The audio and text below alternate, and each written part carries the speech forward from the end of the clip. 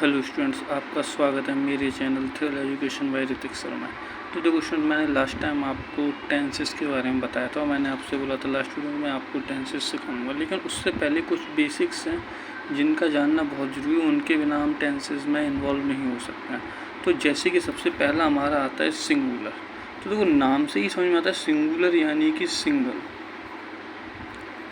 तो देखो होता क्या है कि जो भी चीज़ हमें सिंगल लगेगी, सिंगल का मतलब होता है अकेला।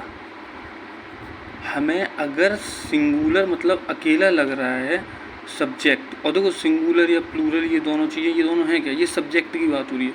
तो अगर हमें सिंगुलर या प्लूरल सब्जेक्ट लगता है, तो अगर हमें सिंगल लगता है सब्जेक्ट, तो वो हमारा सिंगुलर सब्जेक्ट हो जाएगा। अगर हमारा सब्जेक्ट हमें प्लूरल लगता है तो वो प्लूरल सब्जेक्ट होगा। प्लूरल का मतलब यहाँ पर ये मान लो कि इसमें मोर देन वन, एक से ज़्यादा। अभी सब्जेक्ट क्या होता है मैं इसके बारे में भी बताऊंगा आपको।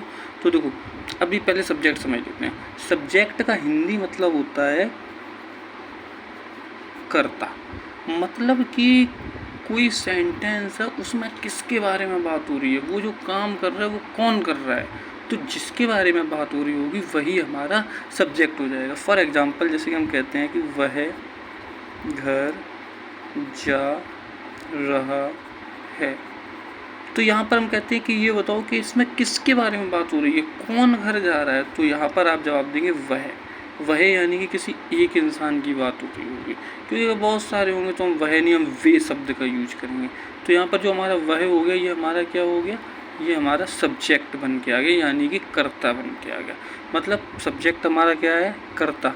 कर्ता हमारा क्या है, जिसके बारे में बात हो रही है। ठीक है, कि मतलब इस काम को कौन कर रहा है, वो हमारा होता है सब्जेक्ट। अब जो काम कर रहा है वो अगर हमारा अकेला है तो सिंगुलर सब्जेक्ट, और अगर उसमें एक से ज़्यादा लोग हैं तो वो हो गया प्लूरल। ठीक है स्टूडेंट्स, आई थिंक इतना आपको समझना। इसके बाद में वर्ब को हम हिंदी में बोलते हैं क्रिया।